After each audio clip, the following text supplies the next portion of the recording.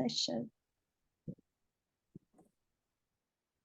Hi, and welcome to our discussion this week for TEL 703.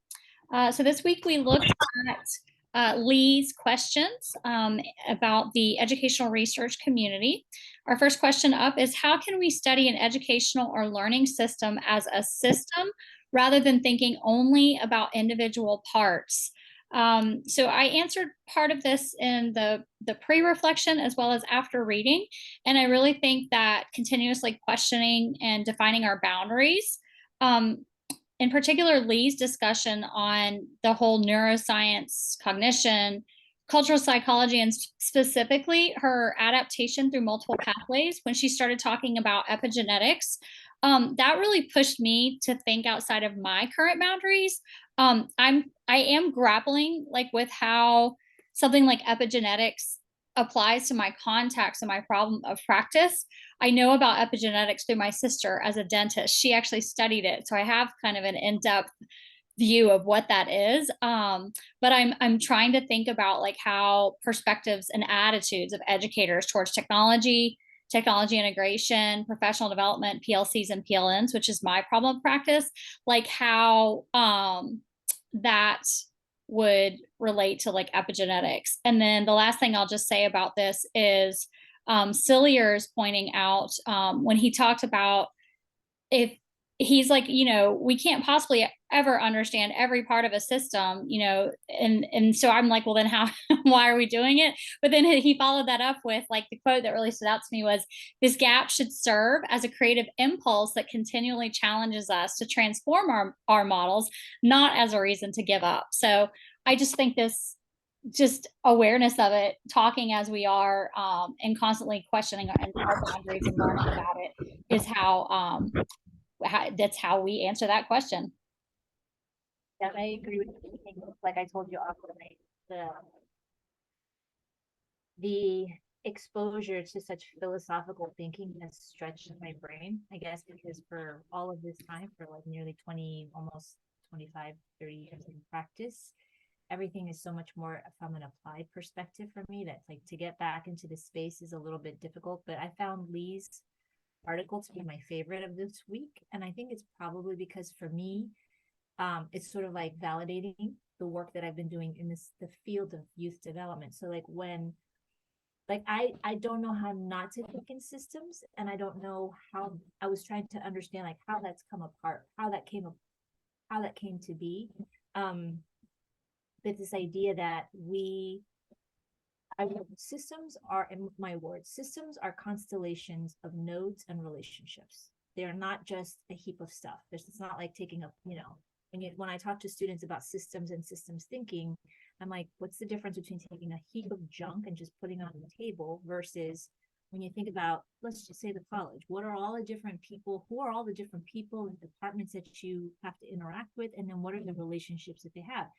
And a system is also designed to produce very specific results. Whatever the results are that we get out of a system, it's because we designed it that way, intentionally or unintentionally.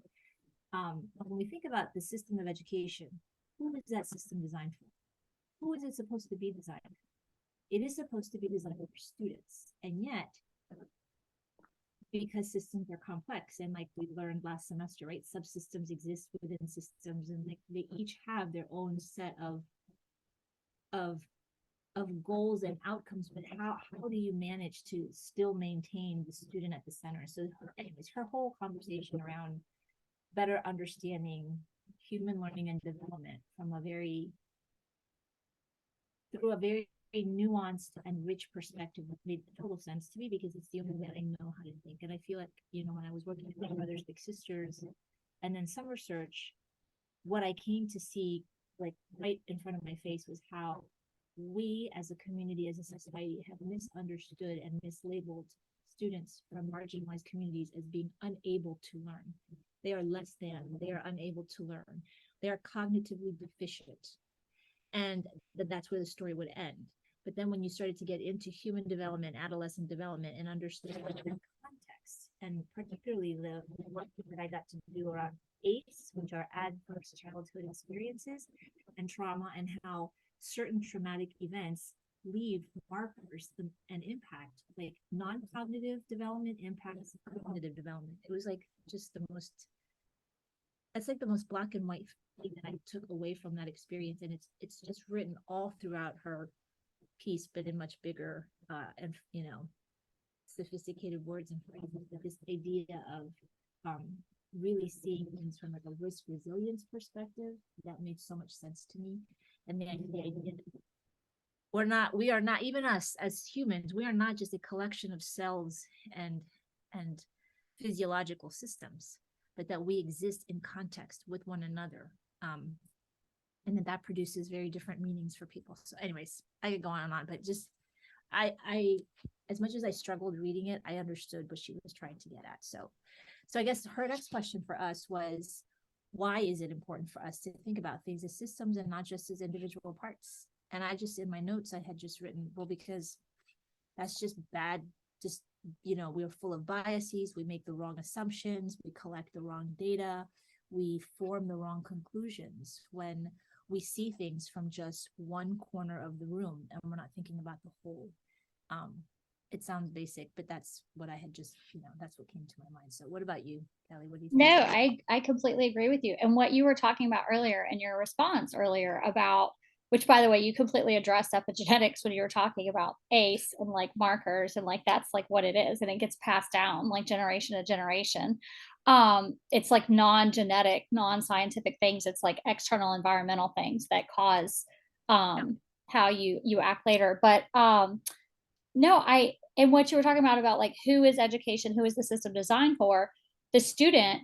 But into this question, why is it important to consider all of the systems and the boundaries? Because we're not doing that, and we are leaving out, we keep leaving out the marginalized students and communities, and like that's what it keeps talking about when we put them in, when all of the research says this and it's limited, we're leaving out all of this other unexplored research. So, and what I thought in the articles in this specific question that really stood out for me was in the Garcia and Ortiz one, where it talked about how, and I'll just kind of paraphrase it, but inclusion as an institutional ideology and practice may, even if inadvertently, further marginalize exceptional students of color while simultaneously creating access and opportunity for white and middle class learners with disabilities. And while that was just speaking about like that specific article in disabilities, I thought that was just spoke to the like, why is it important that we do this? So yeah, and I completely agree with you. So our last question, as we have just a few more minutes here, is how can practitioners and researchers move from our persistent prevailing deficit orientation to understanding adaptation and development through multiple pathways? So I'm still exploring that development through multiple pathway, adaptation and development through multiple pathways, which was in Lee's article. But I feel like having conversations and asking these questions, presenting our findings and conducting our action research, always considering this type of research, our boundaries, intersectionality, and different perspectives. And I mean, really, that pretty much sums it up, like of what I think about that.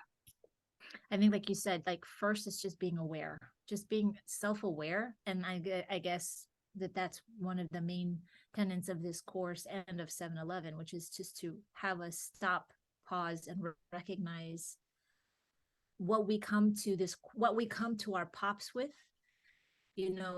I was writing this morning, like, what assumptions am I making by thinking?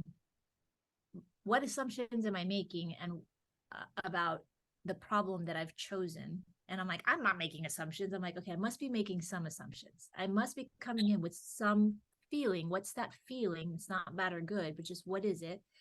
And then what assumptions am I making about the way we should be learning, teaching and learning? That's also written into the way that we design our questions. So the phrase that I think stuck out for me in her article that answers this question succinctly is interdisciplinary collaborations, which is essentially like, we've got to get out of our lane.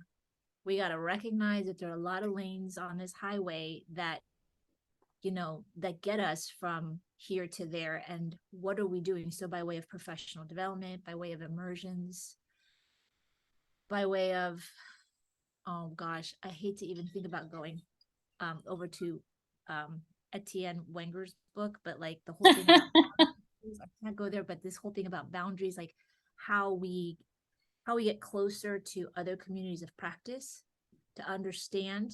I'm sure it's somewhere in there, but to understand, to learn, and to gain those perspectives. And like, I think that's how we're gonna be able to build our capacity to hold more complex. It's like it's our capacity to hold complexity that is a challenge.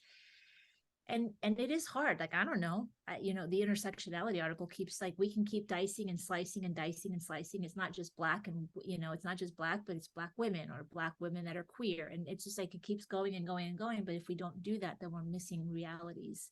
That's the constructivist, and that's a whole nother story. Anyway, Awesome. Great. Well, I think this was a good discussion. And so we will see everyone next time. See you later. bye.